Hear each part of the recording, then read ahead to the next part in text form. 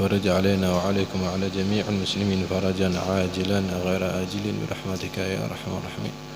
الله يهدينا وإياكم كما هديت عبادك الصالحين على هذه النية ولكل نية صالحة جامعة خيرة الدنيا والآخرة وأن نكون حبيبا عبد الله ومرشاضر وأولاده ومهل وبكر دخلنا نيتنا في نيته معنا على هذه النية ولكل نية صالحة جامع خيرة الدنيا والآخرة وإلى حضرة النبي محمد صلى الله عليه وآله وسلم. الفاتحة.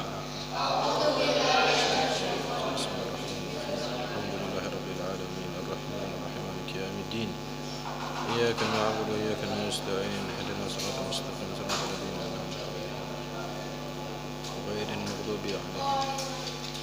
المغضوب عليهم. Ayo ikuti ya, ikuti niat ngaji bersama-sama. Bismillahirrahmanirrahim. Nawaitu ta'alluma wat-ta'lima wat-tadhakkura wat-tadhkira wan-naf'a والانتفاع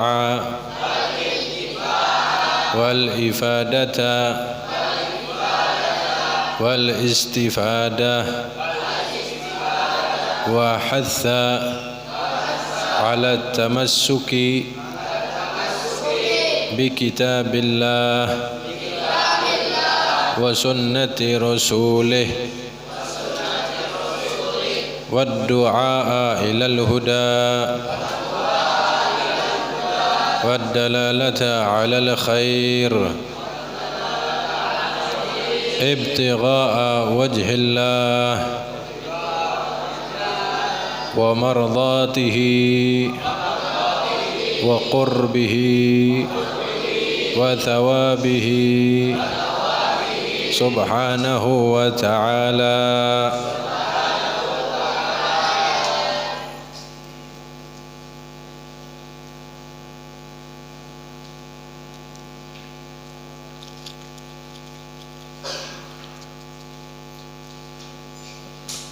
Assalamualaikum warahmatullahi wabarakatuh. Bismillahirrahmanirrahim. Alhamdulillahi rabbil alamin. Assalatu wassalamu ala sayyidil mursalin Sayyidina wa maulana Muhammadin wa ala alihi wa ashabihi ajma'in. Allahumma salli wa sallim ala sayyidina Muhammadin مفتاح باب رحمة الله عدد ما في علم الله صلاة وسلاما دائمين بدوام ملك الله وعلى آله وصحبه ومن والاه. رب اشرح لي صدري ويسر لي أمري واحلل عقدة من لساني يفقه قولي بحق سيدنا محمد صلى الله عليه وآله وسلم. Amma ba'd. Alhamdulillah, segala puji syukur kehadirat Allah Subhanahu wa ta'ala yang telah memberikan kita hidayah dan taufiknya, yang telah menjadikan kita sebagai umatnya Nabi Muhammad sallallahu alaihi wasallam. Alhamdulillah, Nabi Muhammad paling mulianya seorang Nabi. Nabi Muhammad paling dicintai oleh Allah. Nabi Muhammad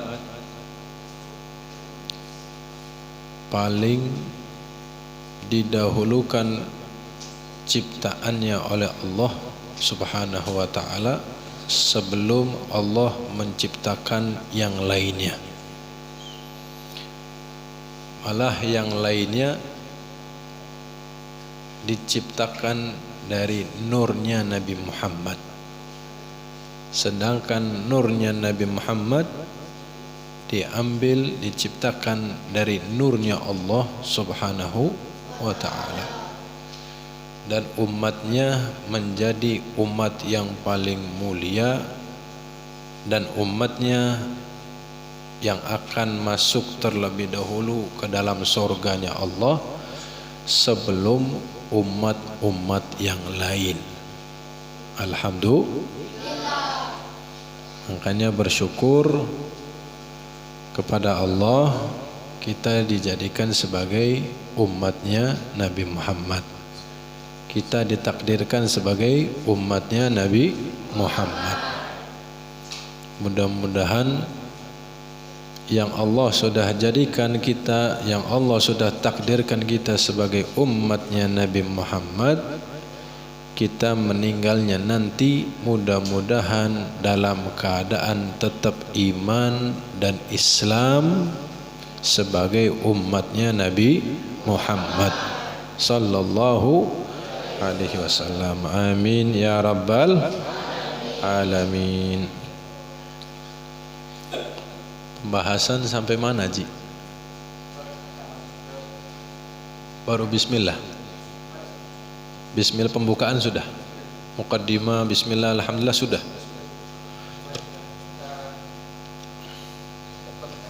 Berarti langsung arkanul Islam sudah. Arkanul Islam sudah. Langsung ke fikihnya berarti. Hah? Ini. Faslun arkanul iman.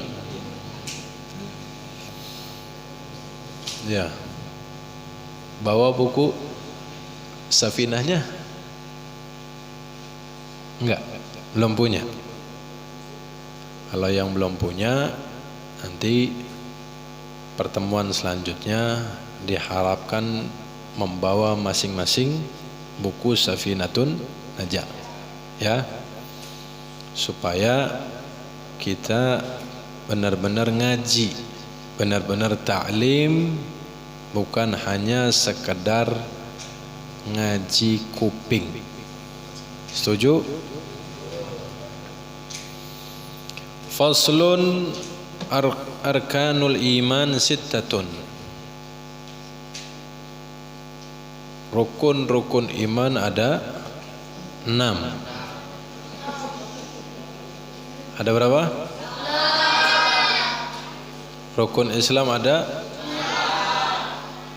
6 apa 5? Rukun iman.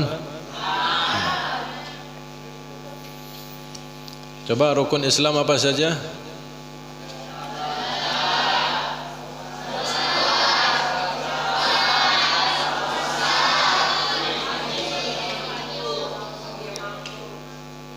Bagi yang mampu. Sekarang arkanul iman. Rukun iman ada 6.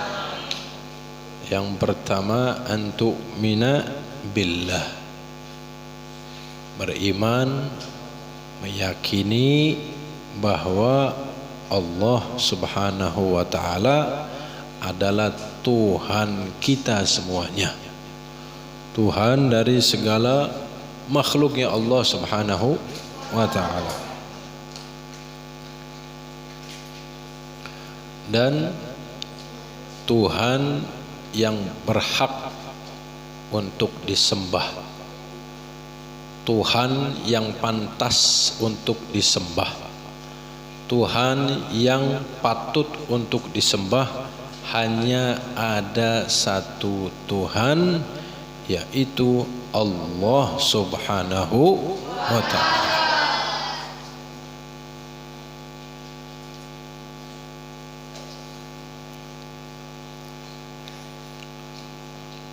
Yang kedua, dan Allah subhanahu wa ta'ala memiliki sifat-sifat, ya, dan itu mungkin sudah diajarkan di madrasah, ya. Lalu yang kedua, antu'mina bimalaikatihi, dan rukun iman yang kedua mengimani, meyakini bahwa kepada malaikat-malaikatnya Allah subhanahu wa ta'ala. Dan berapa jumlah malaikatnya Allah yang Allah ciptakan? Tidak ada yang tahu jumlah dari malaikat-malaikatnya Allah. Dan dari semua makhluknya Allah yang paling banyak adalah malaikat-malaikatnya Allah. Bukan manusia yang paling banyak, bukan jin yang paling banyak, tapi malaikat-malaikatnya Allah itulah yang paling banyak jumlahnya. Ada malaikat Allah yang tinggal di bumi, maksudnya yang berhinggap di bumi. Bahkan setiap jengkal dari setiap permukaan bumi, di situ pasti ada malaikatnya Allah. Setiap jengkalnya. Maka dari itu yang wajib kita yakini, yang wajib kita, semua kita wajib meyakini bahwa semua banyak malaikat-malaikatnya Allah. Tapi yang wajib kita ketahui ada 10. Yang pertama malaikat Jibril, apa tugasnya? Yang kedua malaikat Mikail, apa tugasnya? Dan menurunkan hujan. Yang ketiga malaikat Israfil, apa tugasnya? Meniup sangkakala. Ini ada yang ngomong trompet. Apakah meniup seperti ketika waktu malam tahun baru? Tidak ya.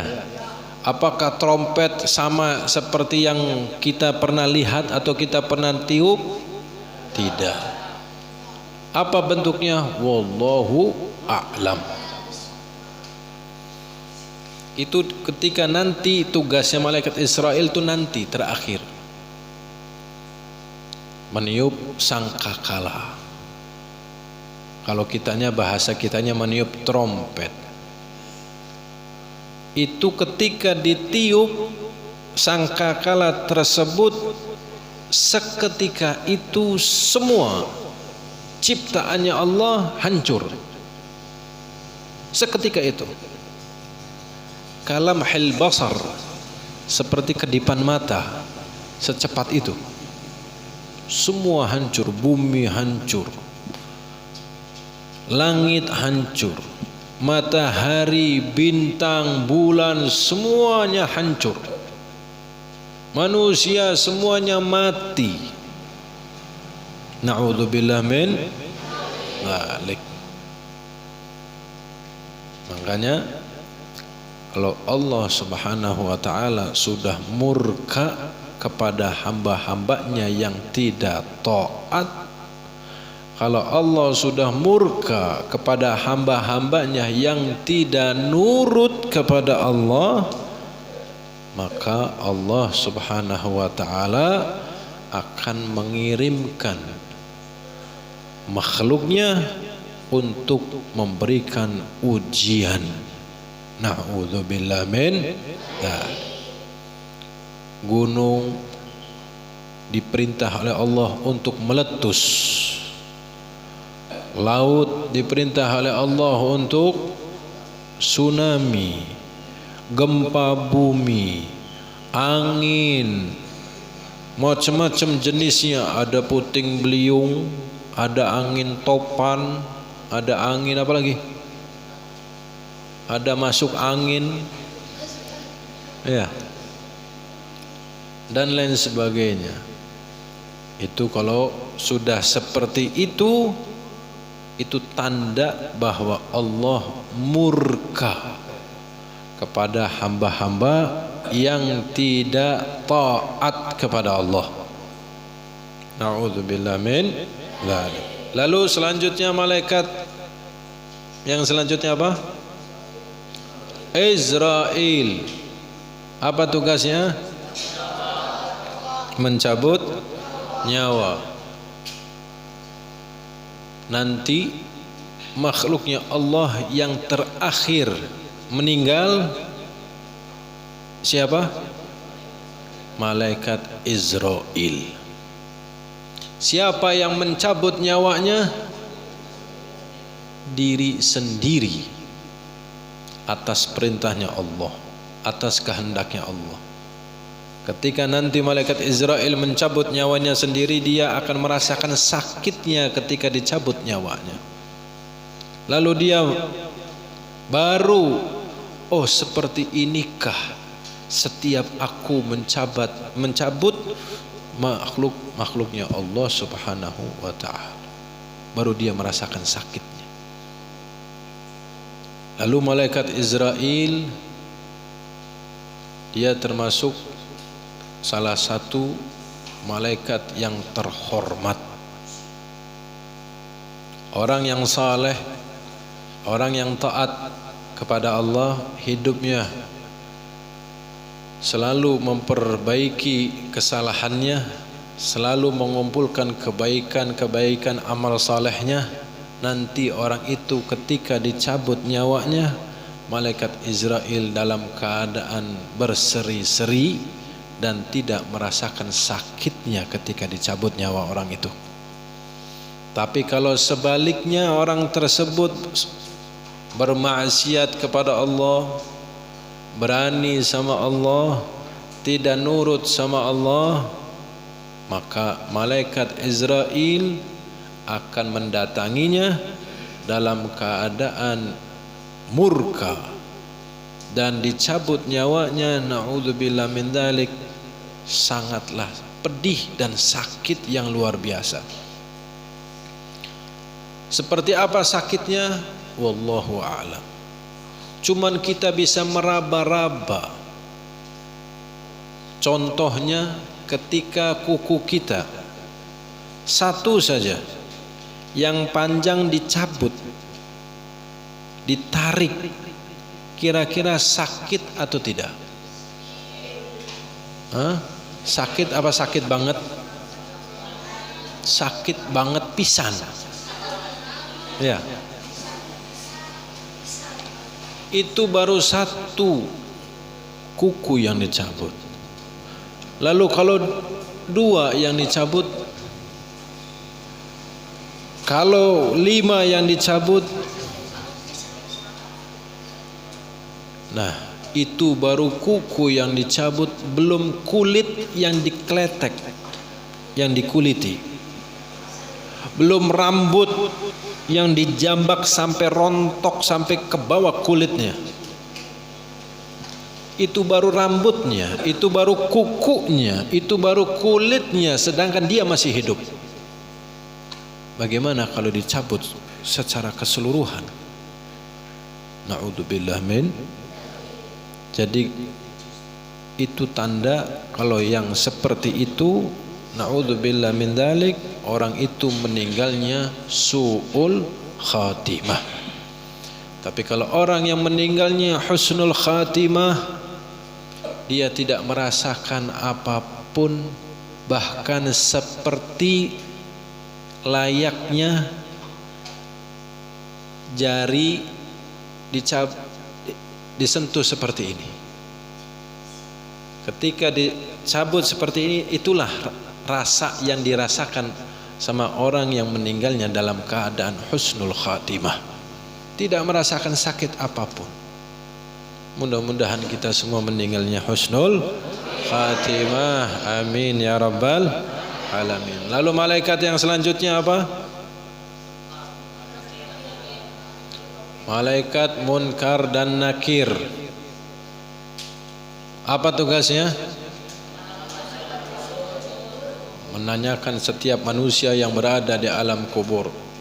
Kalau orang itu meninggalnya husnul khatimah, kalau orang itu ketika hidupnya selalu berbuat amal kebajikan, selalu taat kepada Allah, maka kedua malaikat Munkar Nakir akan mendatangi nanti di alam kuburnya dalam keadaan berseri-seri, dalam keadaan yang harum, wangi, bercahaya, sopan dan lain sebagainya, sambil membawakan hadiah.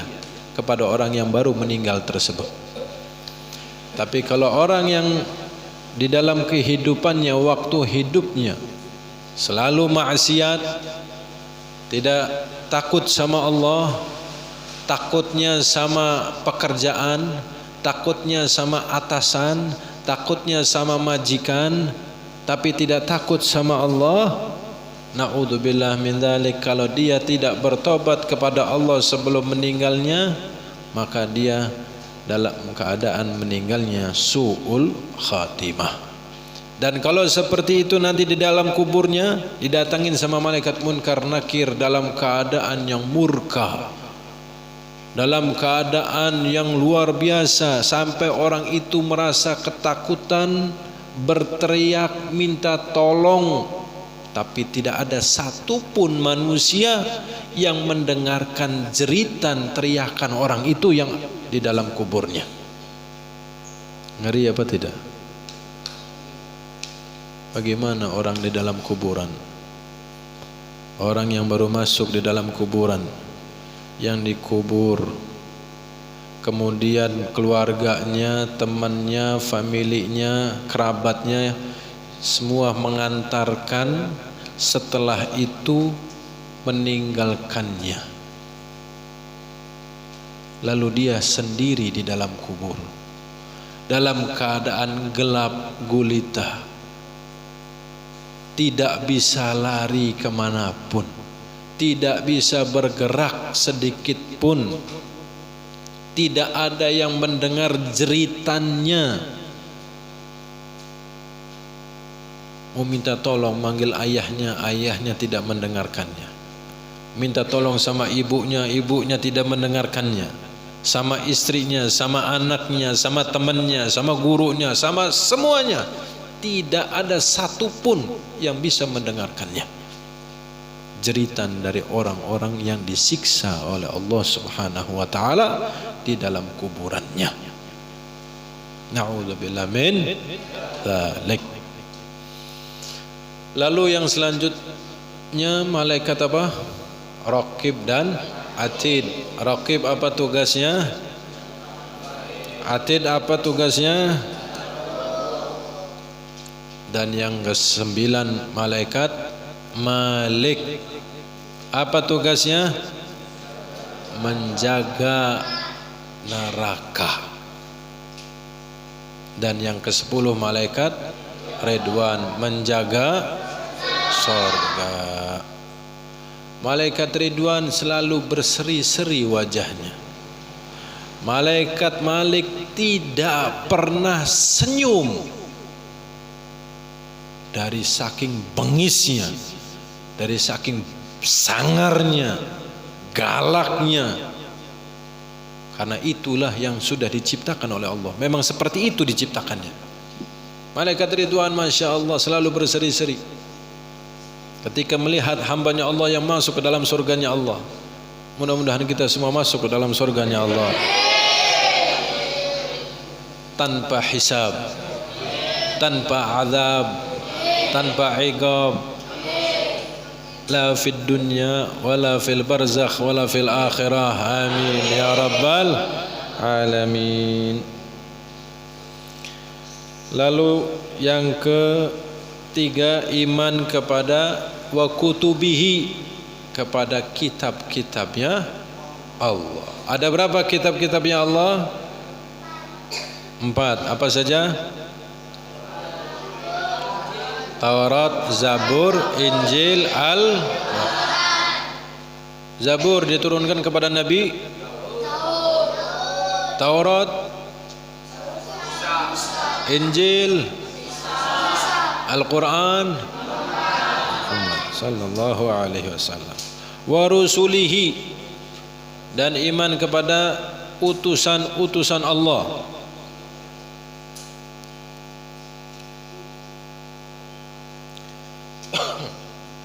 Iman kepada utusan-utusan Allah. Itu berikut juga kepada nabi-nabinya Allah. Yang wajib kita ketahui ada berapa? Ada 25 nabi dan rasul. Pertama Nabi Terakhir Nabi, berarti tidak ada Nabi setelah Nabi Muhammad. Tidak ada. Kalau ada bagaimana? Kalau ada Nabi setelah Nabi Muhammad bagaimana? Itu bukan Nabi, itu bukan manusia aslinya, tapi anak buahnya iblis. Paham? Anak buahnya iblis. Dan jumlahnya nabi yang bukan rasul itu ada berapa? Bukan hanya nabi saja, bukan rasul, tapi yang wajib kita ketahui nabi dan rasul. Nabi sendiri ada, rasul sendiri bukan nabi juga ada. Perlu diketahui yang seperti itu. Nabi dan rasul ada 25. Kalau jumlahnya nabi saja tanpa rasul ada berapa? 124.000 nabi. 124.000 nabi. Kalau jumlahnya rasul ada berapa? Itu ada 313 rasul. Paham?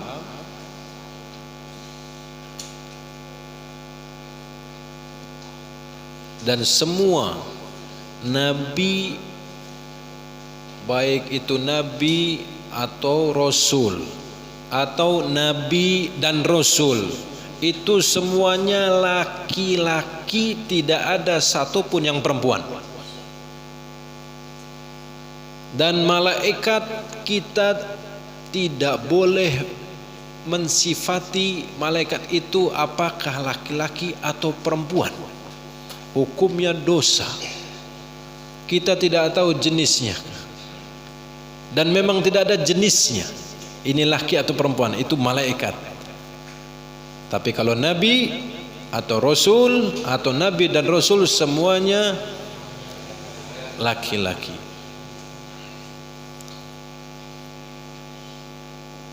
Paham?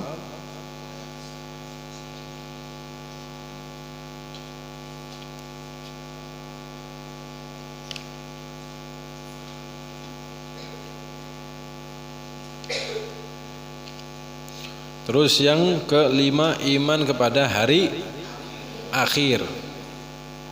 Kapan hari akhir? Tidak ada yang tahu. Cuman sudah dijelaskan, sudah dikasih tahu bahwa hari akhir itu nanti terjadinya kiamat. Kapan terjadinya kiamat? Itu terjadi pada hari Jumat, pada bulan suci Ramadan, tanggal 15 Ramadan. Tahunnya wallahu a'lam, tidak ada yang tahu. Kenapa dikatakan hari akhir? Karena tidak ada hari di esok harinya. Tidak ada hari di esok harinya. Itu hari yang terakhir di alam dunia. Yang terakhir iman kepada qadha dan qadar. Faslun wa ma'na la ilaha illallah la ma'bud bihaqqi fil wujud illallah. Kita sering mengucapkan la ilaha illallah, ya. Afdhal dzikri fa'lam annahu la ilaha illallah. Artinya tiada Tuhan yang patut, yang berhak disembah hanyalah Allah subhanahu wa ta'ala. Barang siapa orang yang meninggalnya mengucapkan la ilaha illallah dakhalal jannah. Itu kata Nabi sallallahu alaihi wasallam. Barang siapa di akhir hayatnya seorang hamba itu terakhir yang diucapkan lewat mulutnya kalimat la ilaha illallah, maka orang itu dakhalal jannah, masuk ke dalam surganya Allah. Dan wa ma asbahah, dan yang sejenisnya dari kalimat la ilaha illallah. Misal ya Allah, ya Allah, itu juga sama. Allah sama kalimat thayyibah. Jadi ketika ada orang yang sedang sakaratul maut, dianjurkan untuk ditalkinkan mengucapkan la ilaha illallah atau kalimat thayyibah yang lainnya. Allah, Allah, Allah, seperti itu. Jangan diajak bicara-bicara yang lainnya. Jikalau si orang yang lagi sakaratul maut ngomong yang lantur, diingatkan supaya ngucap la ilaha illallah, supaya ngucap Allah, Allah. Dan orang yang bisa mengucapkan kalimat zikir tersebut ketika di akhir hayatnya, kalau dia di masa hidupnya selalu melazimkan membaca kalimat zikir, selalu berzikir kepada Allah, selalu mengucapkan la ilaha illallah, selalu mengucapkan ya Allah. Dia merasa sedikit ada kesakitan, ngucapnya ya Allah. Kebanyakan kita kalau lagi sakit ngomongnya aduh, ya, aduh, lara, sakit, nggih. Jangan dibiasakan yang seperti itu. Diganti ucapannya, ngucap ya Allah, ya Allah. Khoten. Paham? Supaya terbiasa dikit-dikit nyebut Allah, dikit-dikit nyebut la ilaha illallah. Apalagi kalau sudah dengar azan, begitu dengar azan wis bedug nggih, luar wis asar maning bae, cepet nemen. Ain dengar azan, begitu dengar azan langsung ucap alhamdulillah, masih diparingi sehat, masih diparingi kupinge krungu azan, masih diparingi kesempatan untuk melakukan jangan kecrek. Kakean uang kan kecrek, aduh cepet nemennya, wis bedug maning bae. Ya bu, bu, ya boten, boten, iya. Jadi dibiasakan kalau mau makan, mau minum baca bismillah. Setelah makan minum baca alhamdulillah. Mau tidur bebacaan, bangun tidur bebacaan. Faham? Cung, oi, aja dolanan ya, Cung. Kalau mau main di luar, bukan di masjid. Dan kalau mau mainan nanti setelah selesai. Setuju? Faslun alamatul bulugh thalathun. Nah, sekarang masuk ke dalam bab fikihnya. Tanda-tanda baligh itu ada 3 macam. Pertama, tamamu 15 sanatan fi dzakari wal untha. Tanda yang pertama, sudah sempurna umur 15 tahun bagi laki-laki dan perempuan. Ini tanda yang pertama. Yang kedua, wal ihtilamu fi dzakari wal untha li 9 sinin. Mimpi. Mimpi apa?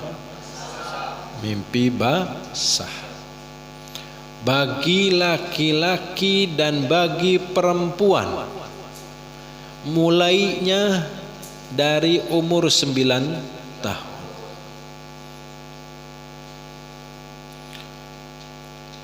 Dan yang ketiga, wal haidhu fil untha li 9 sinin. Dan haid untuk perempuan mulainya dari umur 9 tahun. Jadi kalau perempuan ada 3 macam tanda balighnya. Kalau buat laki-laki ada 2 macam tanda balighnya. Kalau buat laki-laki apa? Umur 15 tahun atau sudah mimpi basah dari mulai umur 9 tahun.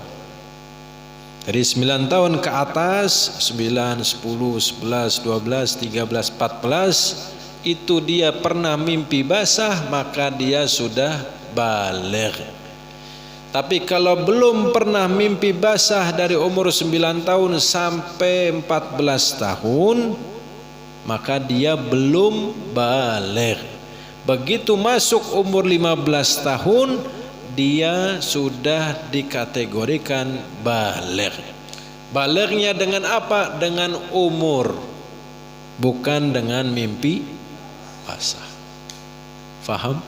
Kalau sudah baligh, orang itu sudah diwajibkan untuk melakukan ibadah kepada Allah, apa yang sudah diperintahkan oleh Allah, dan sudah diwajibkan untuk menghindari apa yang dilarang oleh Allah. Kalau dia berbuat kebaikan, dia ditulis ibadah, amal ibadah buat si anak tersebut. Tapi kalau dia sudah berbuat maksiat, maka dia ditulis dosa oleh Allah. Paham? Itu tanda baligh. Kalau perempuan, tanda balighnya ada 3 macam. Salah satunya, yang pertama mencapai umur 15 tahun. Yang kedua, mimpi basah dari umur 9 tahun. Atau yang ketiga, haid dari umur 9 tahun. Dari salah satu dari 3 ini kalau buat perempuan. Salah satu dari 3 ini pernah merasakan seperti itu, maka perempuan itu sudah dikategorikan baligh. Paham? Jangan mainan HP, adik. Jangan sibuk main HP ngerekam. Dengarkan. Saatnya mendengarkan, bukan saatnya merekam. Faslun.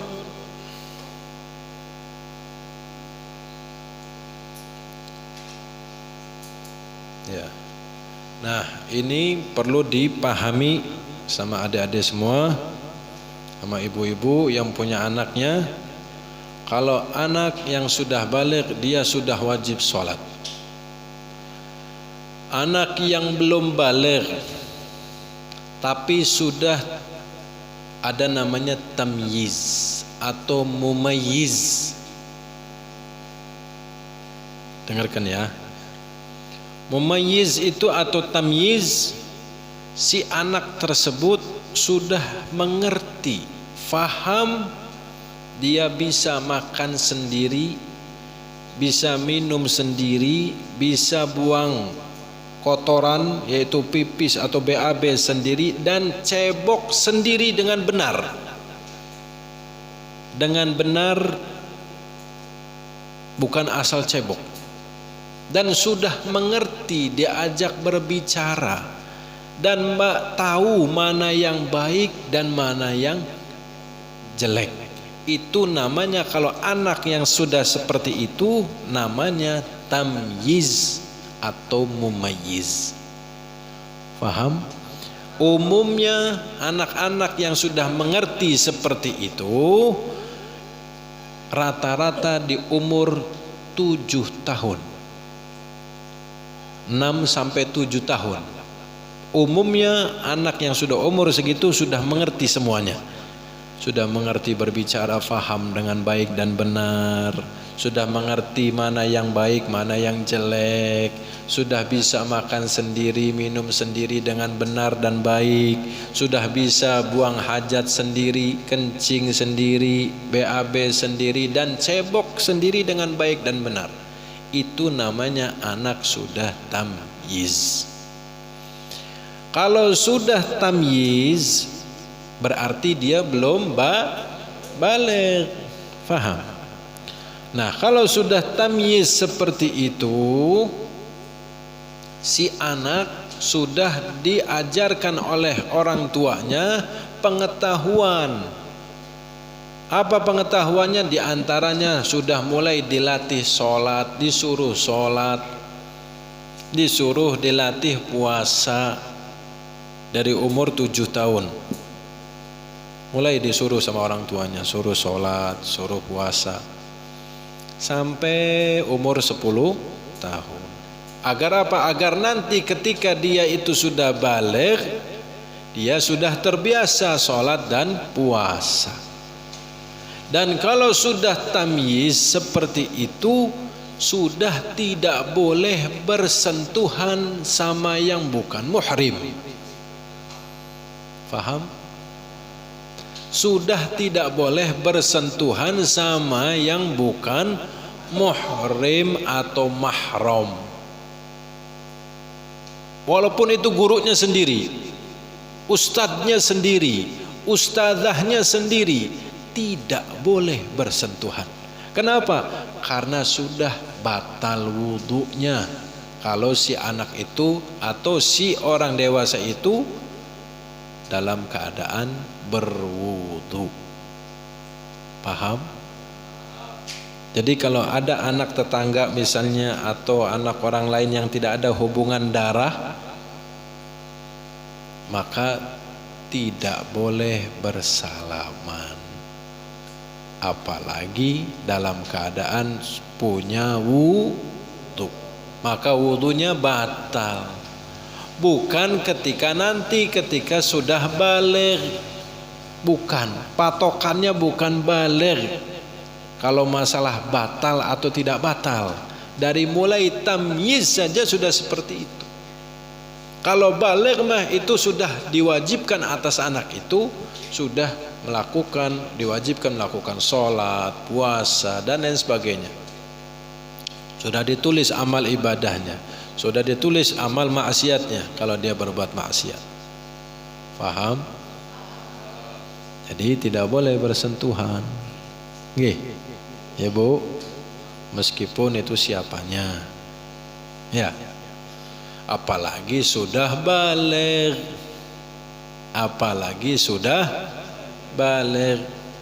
Lebih-lebih tidak boleh, dosa malah hukumnya.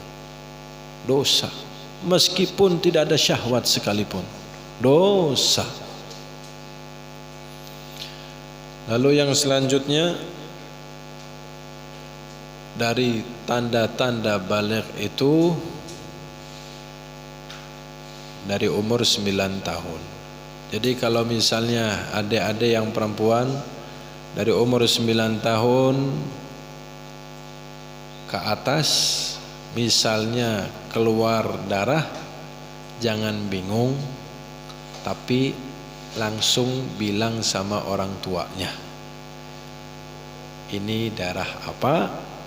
Kalau tidak ada penyakit, itu namanya darah haid. Paham? Jadi jangan takut.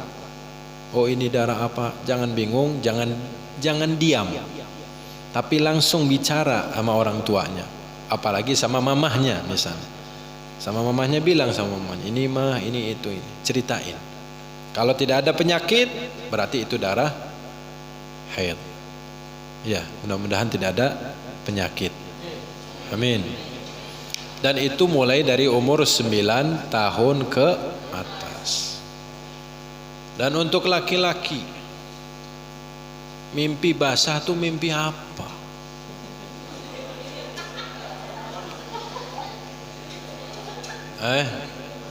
Bisa baik mimpi nguyu. Mimpi lagi pergi kemana-mana, tahu-tahu kebelet nguyu. Terus nguyu. Begitu nguyu, tangi ngelilir lah basah. Berarti mimpi kotenta, berarti wis balik kun si ngompol. Iya enggak? Jadi apa yang dimaksud dengan mimpi basah? Ya, karena ini ilmu harus dikasih tahu. Mimpi basah itu mimpi keluar mani. Ya, entah apa yang di dalam mimpinya, tidak tahu. Pokoknya begitu bangun, tahu-tahu basah. Dilihat, kalau basahnya baunya pesing, iku ngompol. Tapi kalau baunya ada sesuatu yang asing dan ada warnanya, ya, kalau sudah kering agak putih, nah itu namanya mani.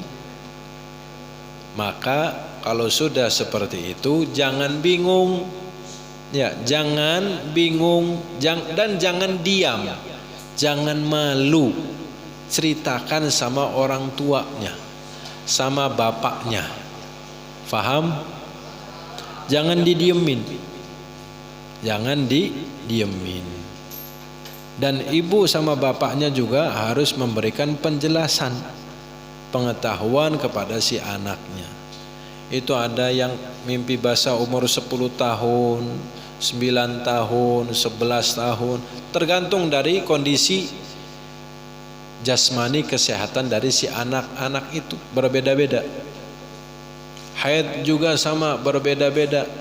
Ya, meskipun anaknya itu postur tubuhnya kecil, tapi umurnya sudah masuk ke dalam kategori itu, dia mimpi basah atau keluar haid, keluar darah, maka itu sudah balik.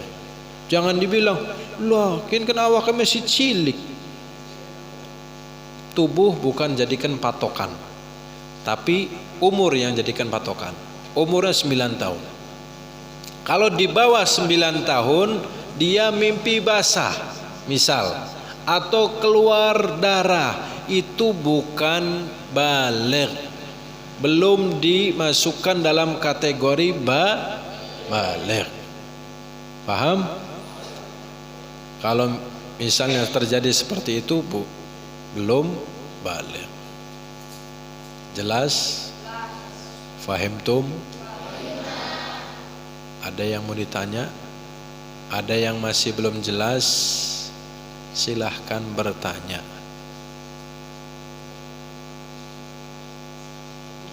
Ayo.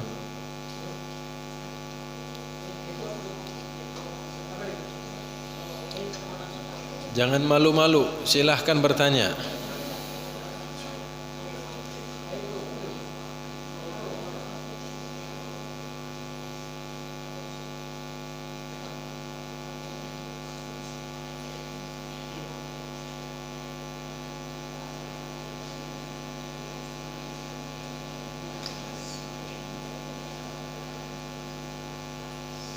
Ada yang mau ditanya? Ayo, jangan malu. Ayo dek.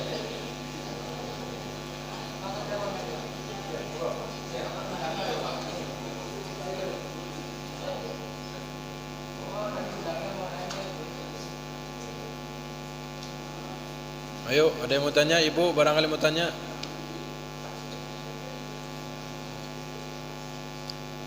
Mangga, mangga.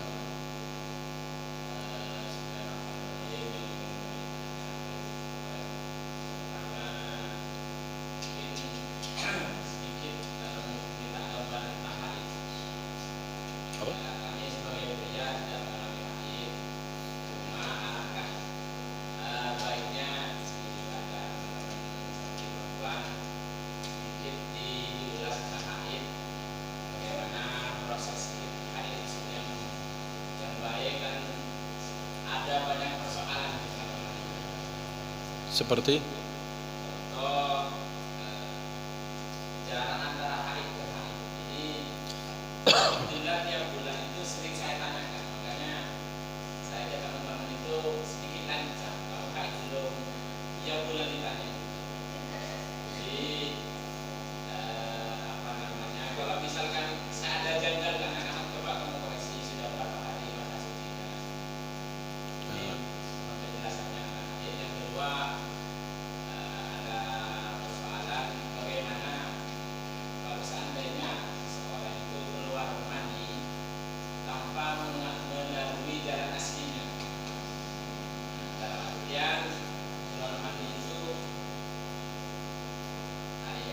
keluar mani tidak lewat jalan aslinya, apakah itu bukan mani juga?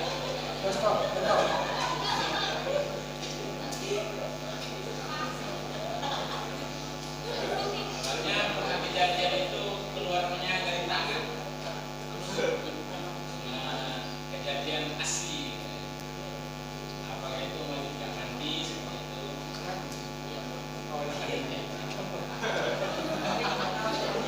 Yang ketiga yang ingin kami tanyakan, tadi sudah dijelaskan mengenai batasan balignya laki-laki maupun perempuan. Sekarang pertanyaannya, di zaman sekarang ada teman-teman itu tidak mandi basah, tidak umurnya juga tidak belum nyampe sudah sesuai, tapi mereka itu ada syahwat.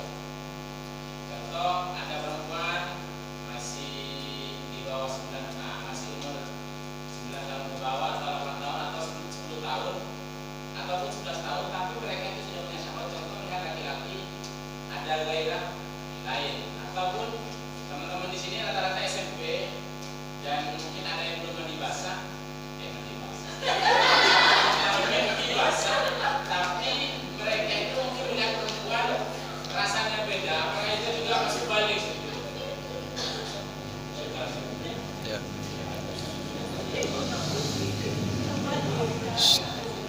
Yang pertama, pertanyaan pertama, pembahasan masalah haid ya.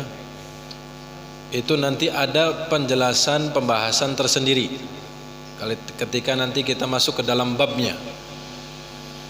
Berapa hari haid itu, yang umumnya, maksimalnya, dan masa sucinya paling sedikitnya berapa hari, dan masa panjangnya, lamanya sampai berapa hari, itu ada penjelasan di dalam babnya. Yang kedua, pertanyaan yang kedua, masalah yang keluar mani tidak lewat jalur aslinya, iya, tidak lewat jalan protokol, tapi lewatnya jalan kucing atau jalan tikus, iya. Itu pernah terjadi, Mas, seperti itu? Pernah. Keluarnya lewat tangan. Nah, permasalahannya, maaf ya, ini masalah ilmiah ya, itu jalan aslinya masih berfungsi atau tidak? Masih berfungsi.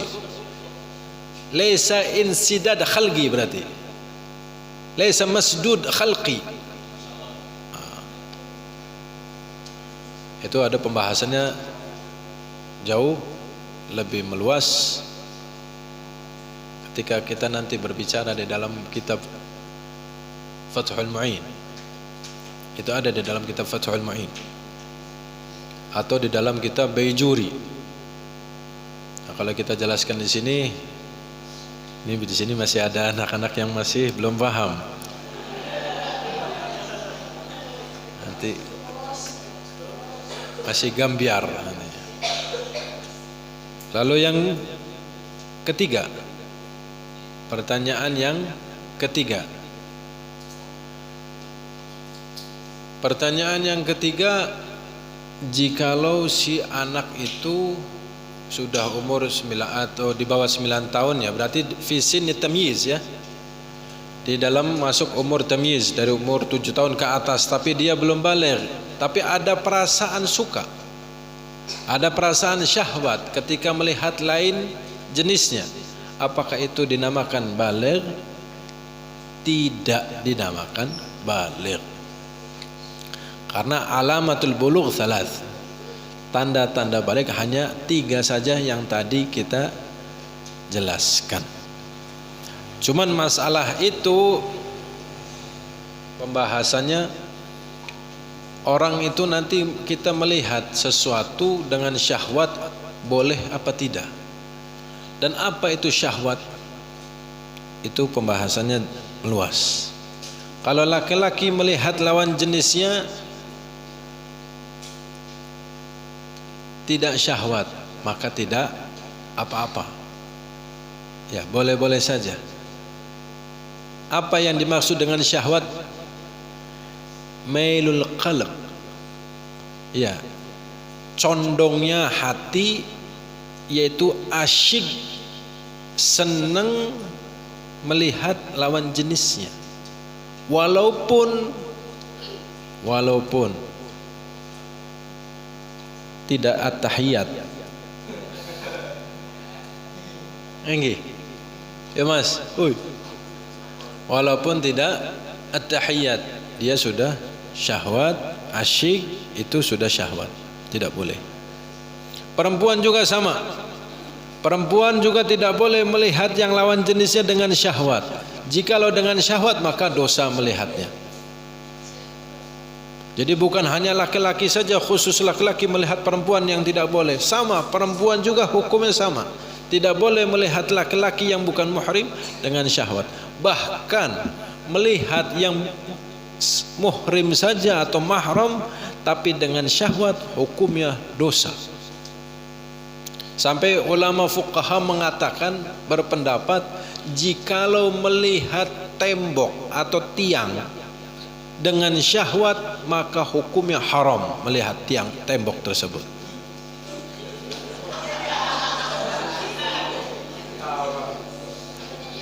Sampai ke situ.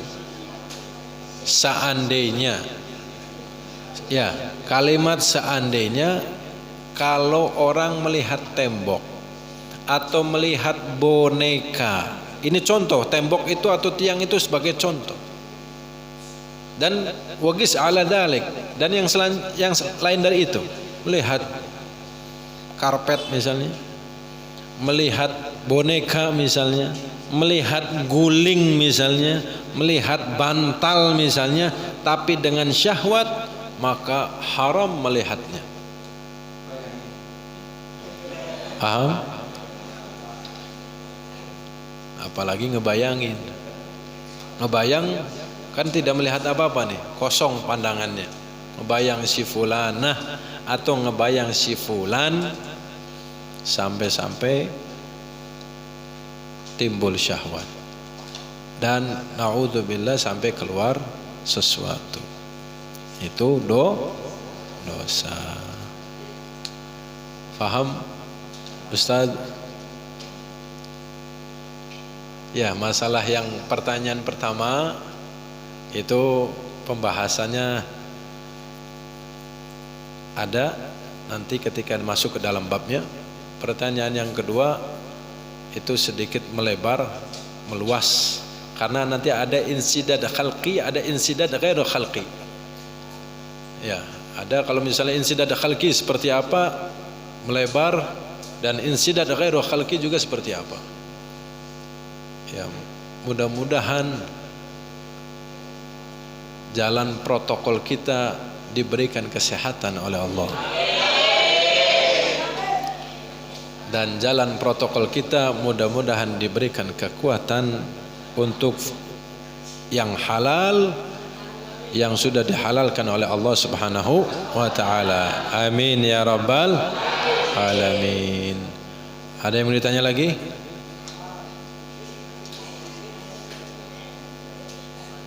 Enggak ada. Kalau tidak ada yang mau ditanyakan lagi, kita tutup dengan doa.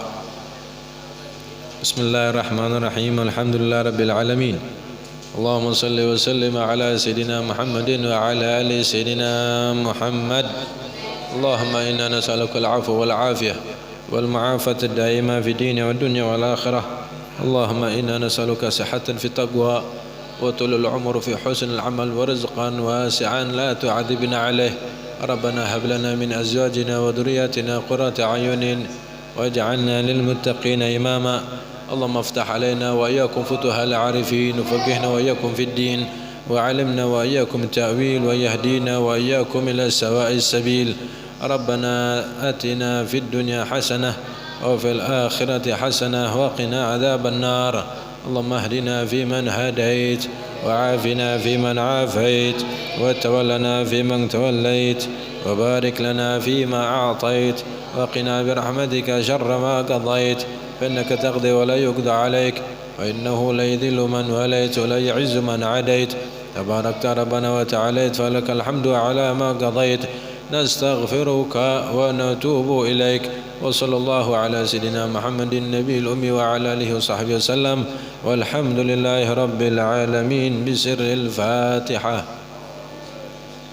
بسم الله الرحمن الرحيم. الحمد لله رب العالمين الرحمن الرحيم إياك نعبد وإياك نستعين اهدنا صراط الذين أنعمت عليهم غير المغضوب عليهم ولا الضالين آمين.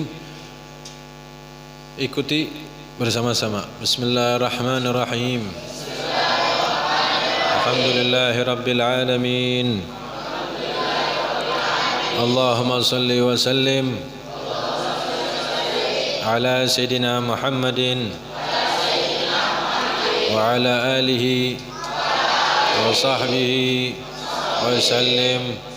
Allahumma ya man ختمت النبوة والرسالة سيدنا محمد صلى الله عليه وسلم أختم يومي بخير وشهري بخير وسنتي بخير وعمري بخير إنك على كل شيء قدير. وصلى الله على سيدنا محمد وعلى آله وصحبه وسلم والحمد لله رب العالمين بسر الفاتحة وإلى حضرة النبي محمد صلى الله عليه وآله وسلم. الفاتحة. من الشيطان الرجيم. بسم الله الرحمن الرحيم.